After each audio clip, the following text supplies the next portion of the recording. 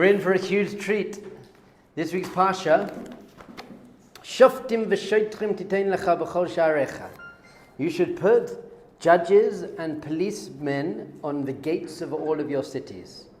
Now we understand that the Torah, whenever it says something, it means what it says. But everything it says, there are deeper and deeper meanings, what's really going on. There are at least 4 levels of Torah understanding. One is called pshat, which means a simple meaning. Then we have remez. Remez is a hint. It's a hint. It's really teaching us something deeper. Then there's drush. Drush is other things that you can work out from the way it's said. And then there's sod, which is the Kabbalistic mystical secrets behind everything. Pshat, remez, drush, sod. Spells pardes, by the way. Pardes means an orchard, which refers to Gan Eden, really. So there's a whole, everything you see in the Torah, don't take everything you see at surface value only. Always look for what's deeper. So the holy masters teach us, Shoftim v'shoitrim titein lecha b'chol sha'arecha. You have judges and police at all of your gates. What are your gates? Your senses, your eyes, your ears, your nose, your mouth, your touch. So not only should you, and a judge is someone who says what's right and wrong, what's good and bad. And then the policeman is the person who implements the law. So you have to judge very carefully. What do you want to let into your consciousness? What are you watching? What is that screen sending into you? Not only what are you eating, kosher isn't just about food. What are you watching? What music are you listening to? What are you surrounded? What news are you reading? Who are you hanging out with? So you have to have judges and policemen, which really means you have to start asking yourself, is this actually good for me? Am I investing in something that is actually going to take me closer to my soul? Is this investing in my soul? Is this feeding my soul? Is this feeding my relationship with Hashem? And then you have to have the policeman, and the policeman is basically self-control. You have to have self-control. Lo tatru achrei levavachem achrei einechem. Don't just go after everything you desire, everything your eyes want. You have to guard your eyes, you have to guard yourself in order to tap into a much higher level of consciousness, and therefore a true relationship with God and with other people and life in general. So that's really the beginning of the Parsha. I'm not going to talk about it, although I just did, because in this week's Parsha is one of my favorite psukim in the Torah. It's an amazing line, very simple. It just says this. It says, tamim, where is it? Hashem, where is it? It's over here. Tamim tihiyeh im Hashem elokecha. You should be tam with Hashem. Your relationship with Hashem needs to be tam. Have you ever heard the word tam before? Some people have. Me growing up in my beautiful, connected, reformed Jewish home, at the Pesach Seder. You have the Chacham, you have the wise person, and you have the Rasha, the not nice person, and then you have the Einol Yodeh Lishol, the one who doesn't know how to ask, and you have the Tam. So in that sense, the Tam is the simple. He's called the simple son. And sometimes we look at that badly. We say he's naive. But really, in Judaism, Tmimut is one of the highest levels you could possibly reach. Tmimut means a few things. One of the meanings is simple, i.e., don't overcomplicate everything. And many, many people nowadays are very, very uptight because they're really overthinking and overanalyzing, and people can't make decisions in life anymore because they're just so complicating everything. And life isn't that complicated, we said. What's your goal? What are the steps you need to achieve the goal? And invest in doing them even if they're difficult. It doesn't need to be that complicated. So the first and very important meaning is just be simple. Just don't be uptight. And Rabbi Nachman teaches that it's actually a very high level. It's not simple to be simple. It's really actually a high level of being able to work out which of my thoughts are actually helping me. Are my thoughts helping me grow, helping me become more positive, helping me be more connected? Or are they just sending me into a whirlpool of anxiety and confusion? And so we've got to be tam. Just be simple. Don't second guess things. Rashi, amazingly beautifully, when it says tamim, he says over here, Tamim tiyeh Hashem Elokecha. Italech imo b'tmimut. Walk with Hashem, be simple. ותצפה לו, and yearn, hope for him. ולא תחקור אחר העתידות. Don't think about what's going to happen in the future and try and work things out. אלא כל מה שיבוא עליך, קבל בתמימות. Anything that happens in your life, just accept it. Just accept, this is what I'm going. When I say just accept it, that doesn't mean it is not painful. It can be painful and you can cry and you can process it. We're not saying that. But we're saying, why me? It's not fair. I wish this didn't happen. What does God want? Why is God doing this? That we want to try and avoid. We're just going to accept, when I'm walking with God, what does that mean? I accept that even the pain and the challenges and the difficulties in my life are part of my process, they're part of my journey. And so we also see with Avram, Hashem says, Lech lecha to Avram. Go, just go, leave your father's house. I'm not going to tell you where you're going. But eventually he comes to the land of Israel. When he gets here, there's a famine. And he has to leave. So you might start thinking, hold on, you told me to come to Israel, but then you kicked me out of Israel. And over there, Rashi basically says, don't try and guess and maharher to judge. Hashem knows what he's doing, basically. Hashem knows what he's doing. So your approach to your challenges and stuff in your life isn't to start questioning Hashem and saying, what are you doing? This is not fair. It's to start questioning a different type of question, which is, what am I meant to get from this? What are you trying to teach me? How can I grow from this? That kind of thing. Those are useful thoughts. Those are helpful thoughts. Another meaning of tam is Yaakov. You say by Yaakov, he was an ish tam. He was a simple man. What does that mean? Kalibo kein piv. As his heart, so was his mouth. I.e., he was inside and outside the same. He wasn't deceiving people, although we see that his whole test in life was to actually deceive people. But really, he was just pure. He was, another meaning of tam is really like, just, I'm pure. I say what I mean what I say. It means deep authenticity. So being pure, being tam with Hashem means just being real. This is who I am. Just showing up and being honest and transparent. I'm transparent. I'm not hiding stuff. Sincere is another translation of tam. Just be sincere. I'm going to do what I'm doing with all my heart. I'm going to put all my heart in it. I'm going to mean it. I'm going to be present. There's no fake. Tam is the opposite of fake. It is just fake and deceptive. I'm just pure. I'm just sincere. I'm just present. I'm with you. I'm here. That's what Hashem wants. Hashem wants your heart. It says in the Gemara, Rahman al-Libaboy, Hashem just wants you to be real. I think that's a very nice translation of tam. Tam means just be real. This is just tam. Tamim tiyeh Hashem Elokecha. Just be real. You don't have to pretend that you're a tzaddik and you're perfect and you're amazing. Hashem doesn't need that. You be real with Hashem. And this is why we say, when you're talking to Hashem in prayer, and you say, you know what, I'm a bit upset with Hashem. So you don't say, well, I'm sure everything's for the best. Say, Hashem, I'm really upset with you. You're allowed to be angry with Hashem. You're allowed to be angry with Hashem. The truth is, you never have any reason to actually be angry with Hashem. There isn't any. But if you feel angry, say to Hashem, I feel angry, and you scream and you stamp your feet and you say, it's not fair, why? And once you got it out, then you say, okay, Hashem, I'm just a kid. I know, I get it.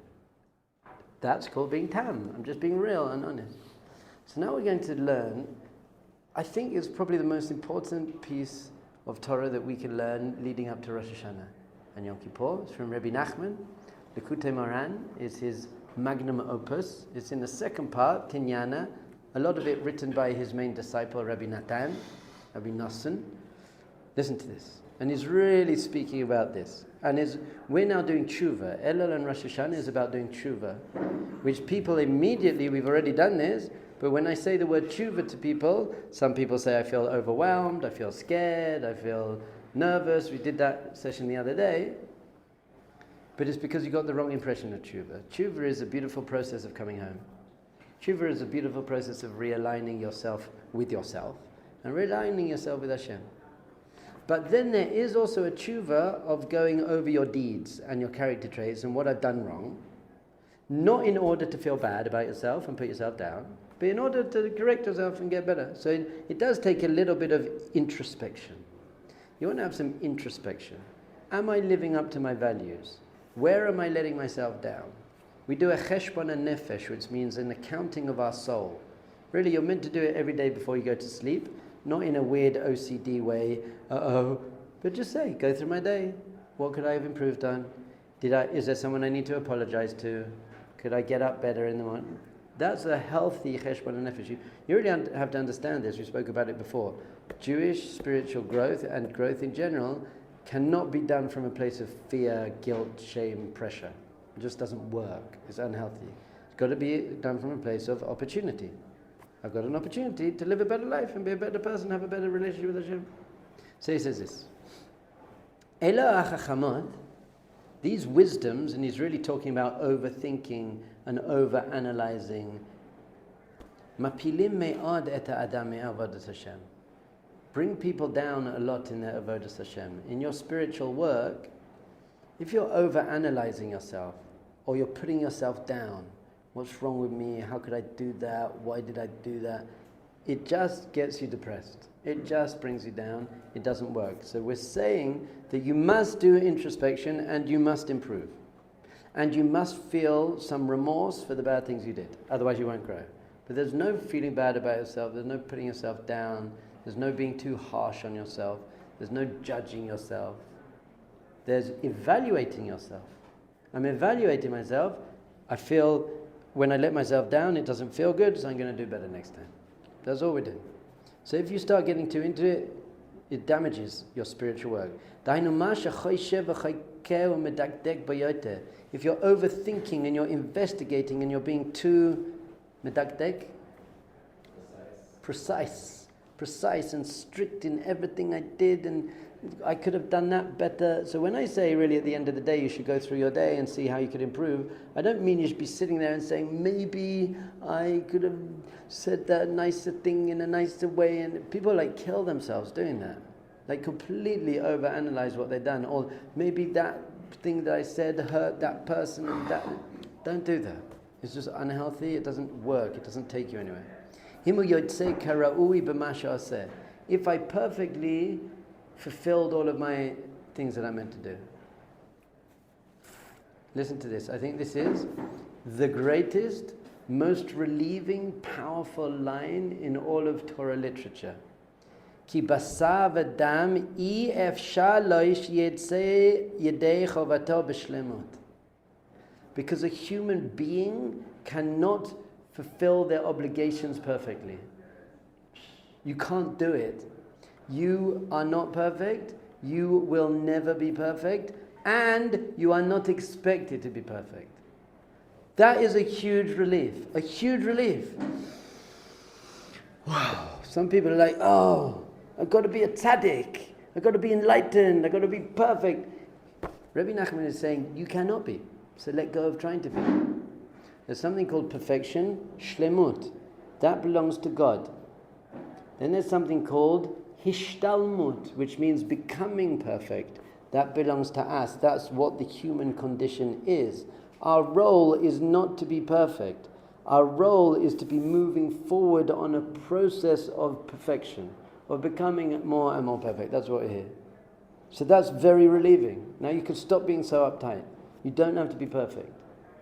No one has to, my children don't have to be perfect, as long as I see that they're trying. Tamim tiyeh Hashem alkecha. I'm just trying. That's good enough for me. I don't demand or expect perfection from my children. Hashem does not demand or expect perfection from you.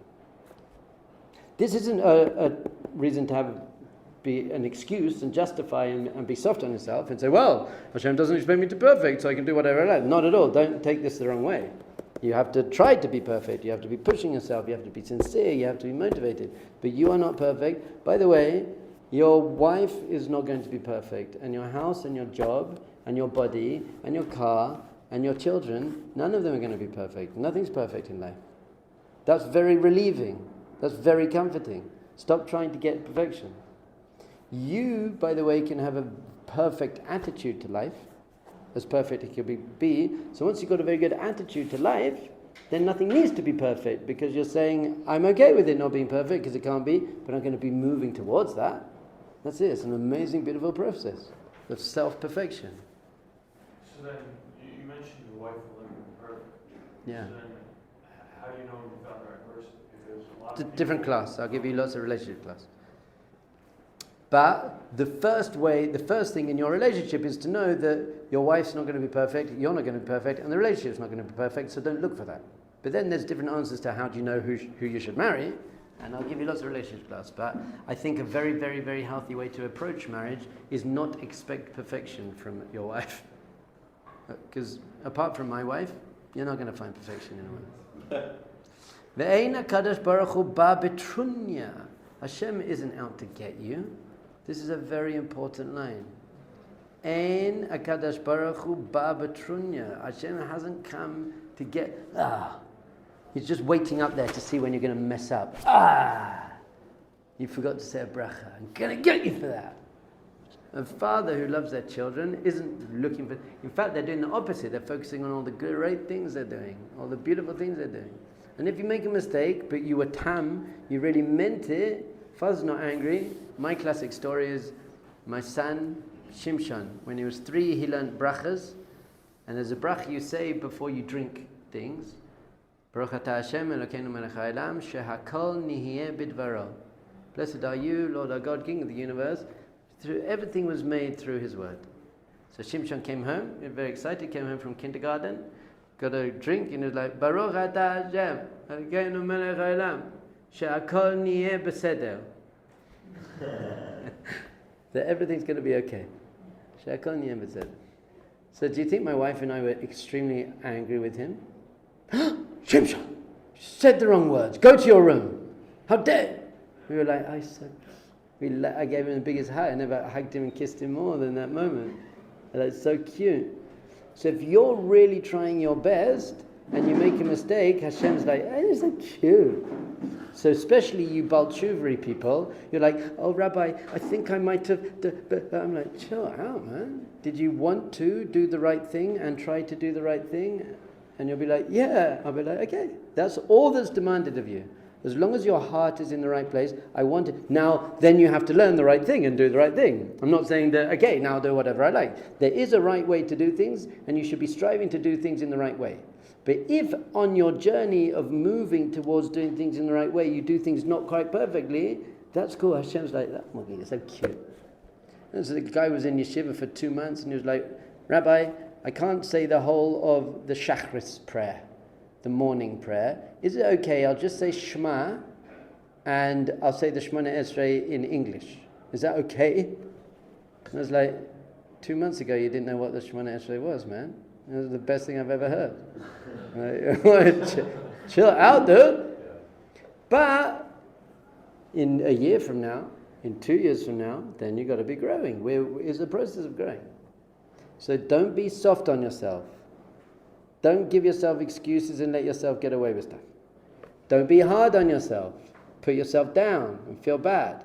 There's the middle path, which is I'm strongly committed and motivated and inspired to grow, but I also have self-compassion, knowing that I can't be perfect, and as long as I'm moving in the right direction, that's very beautiful, acceptable. In fact, the Mishnah Berurah says that Hakol talui be'enei Hashem, everything depends in Hashem's eyes on you doing v'kol asher b'kocho lasat.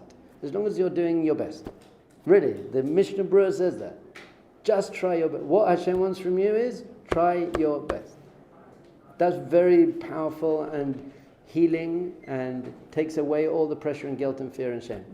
Yes? How do you know if you're doing the best? There are 2 ways you can know how you're doing your best, and this is going to be the answer to many of the questions people ask. Number 1 is self-awareness. Just ask yourself. Just be real with yourself. Someone who's really actually growth-orientated wants to know, so they're going to see, am I really doing my best? And the second way is you need a mentor, a coach, a rabbi, a rebbe, who you can sit down and they can say to you, and they know you well, I think you're pushing yourself a bit too hard. You need to go to the beach and just go and have a beer and chill out and come back. Or you know what? You're not showing up. I think you could, you should be showing up. Class starts at 9:30. You can't get here at 9:30. I think you could do that. Especially seeing as you got up at 5. So that's it. The two ways you can know if you're doing your best or not is self-awareness and honesty, and a Rebbe who can guide you.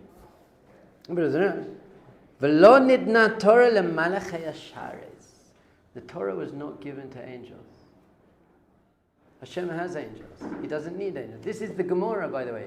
This isn't Rabbi Nachman, some Hasidic thing. This is the Gemara. Kedushin Nun Dalid, Daf Aleph. The Torah was not given to angels. Hashem doesn't expect us to be some angelic, perfect being. We're going to make mistakes. We said this about tshuva, by the way. Every mitzvah, you have the mitzvah, but you have the preparation for the mitzvah. And the preparation for the mitzvah is a very, very important part of the mitzvah. You're setting up your Chanukiah, or you're laying the table. In fact, the Hasidim say that in some ways the preparation for the mitzvah is even more important than the mitzvah, because it shows how much you want the mitzvah, shows how much you're invested in the mitzvah, and it often takes more time. The mitzvah, once you light your Hanukkah candles, don't take so much time or so much effort. The setting up your Hanukkah candles takes time and effort. So in a way, the preparation for the mitzvah is more holy and important than the mitzvah. So the holiest mitzvah is the mitzvah of tshuva. That's what we're doing now, returning to Hashem. So what's the preparation for tshuva? The preparation for tshuva is messing up. Because you can't do tshuva if you don't mess up. Now you're not allowed to choose to mess up in order to do tshuva. But understand, messing up is part of life. You will mess up. And that's not b'di'evet. That's not after the fact. That's not, you're meant to mess up. You're not meant to try to mess up. But you're expected to mess up and then grow from messing up. It's not bad. Messing up isn't bad. Messing up's part of the process of coming closer to Hashem. So don't feel so terrible about yourself if you mess up. Just do better next time. The Torah was not given to Malachei Hasharis.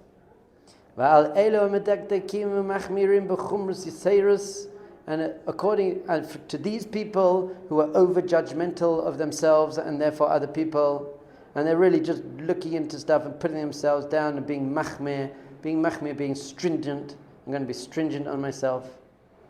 By the way, I think you should be stringent on yourself when you're ready to be. I want to do it the best way I can.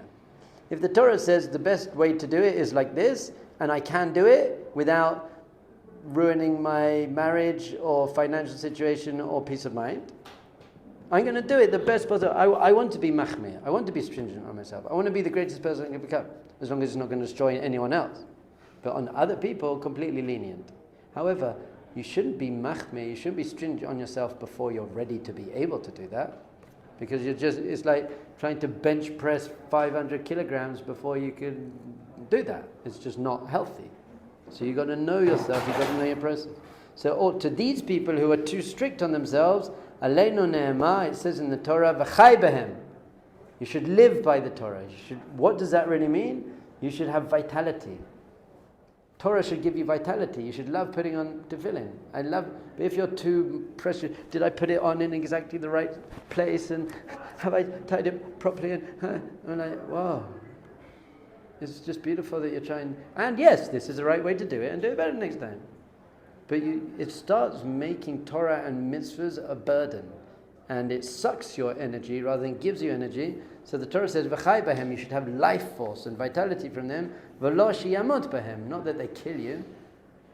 Ki ein lehem shum chiyas klal. Someone who's living Judaism and Torah with too much stringency and over-analyzation and judging themselves and putting themselves down, they don't have any life. They're not alive. It says that on Rosh Hashanah, the books of life and death are open. That doesn't mean physical life and death. Maybe to some extent, but not really. We see big tzaddikim die, so it can't mean that. It means life. Are you alive? Are you walking around with vitality? Are your eyes shining? Are you full of energy? So the Torah and mitzvahs is meant to make you come alive. So if you're too strict on yourself, you're going to crush yourself.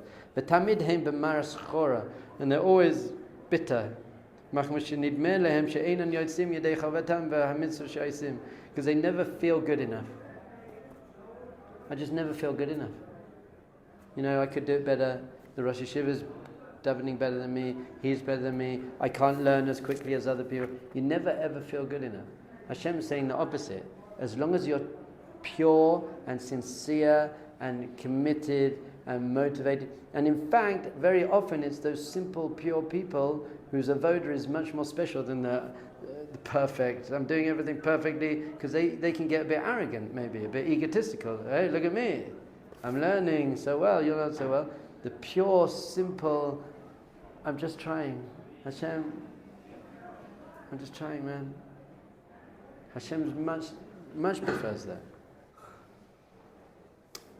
ואין להם שום חייס משום מצווה מחמס הדקדקים והוא בעצמו אינו מחמיא שום חומר כלל. And Hashem himself is not מחמיא on you. Hashem is not expecting you to be that. ובאמת, אחר כל החכמות אפילו מי שיודע החמס באמס, and even the biggest מקובל, Talmud Hacham, wisest person in the whole world. You should learn. I want you to learn. I want you to go know everything. אחר כל החכמות, צריך שישליך כל החכמות ועובד את השם בתמים הספציפית. He's got to throw all of that away and just serve Hashem just like a kid. So when it comes to the Shemona Esrei, there are many, many amazing, powerful ideas. And many deep Kabbalistic powers. And each letter has amazing power. And the Aleph is 2 Yuds with a Vav, which is 26 with his Hashem's name. And there are different amazing intentions and kavanas you can have in the Shemona Esrei, and you should learn them all. But when you're actually davening, don't do that. Just talk to Hashem like a baby. Just be like, hi Hashem, tamimut. So there's 3 levels of tamim, 2 levels of tamimut. There's tam, which is a simple person who's just naive, doesn't know very much. So that's quite a low level. Then there's the tam of someone who knows everything, but they don't use it. They don't need it. I'm just being there. I'm just being with you. I'm being pure, sincere, simple with Hashem. Pshitut. And this is the greatest wisdom of all the wisdoms. To not be so wise. Don't be a wise guy. Don't be so clever. Don't be a hacham. Be real. That's why lots of the yeshiva boys are all learning Gemara now, and they're like, oh, but you contradicted yourself. You don't do that with your wife. You crazy? Oh, but you said. It's like, just be nice. Just actually be nice. Lots of these big chacham, they're not very nice. Ve'ikahu, and the main thing is Rachmana liba boy. Says in Sanhedrin. Hashem just wants your heart, man. Hashem just wants your heart. Is your heart in it? So if you're the least educated person and you don't know much, but your heart's in it, you say one blessing in English from your heart, much better than some guy who knows everything and is making some crazy blessing, but he doesn't really mean it. If my kids do something wrong and they come and give me a whole long speech, but I don't think they mean it, I don't care. If they just come up to me and say, Abba, I really messed up, I'm so sorry. That's it, you're done. You're done. I don't need all the wise guy, I'm sorry when you're not sorry. Just really mean what you mean it. Tamim tiyeh im Hashem elokecha, simple, pure, present, mean it, sincere, authentic, real. That's what Hashem wants. And what does it mean to be real and authentic? I'm not perfect, but I'm trying my best. I'm not perfect, but try your best. Don't use this as an excuse. I'm not perfect. You have to try your best. Motivated with self-compassion. Bezrat Hashem.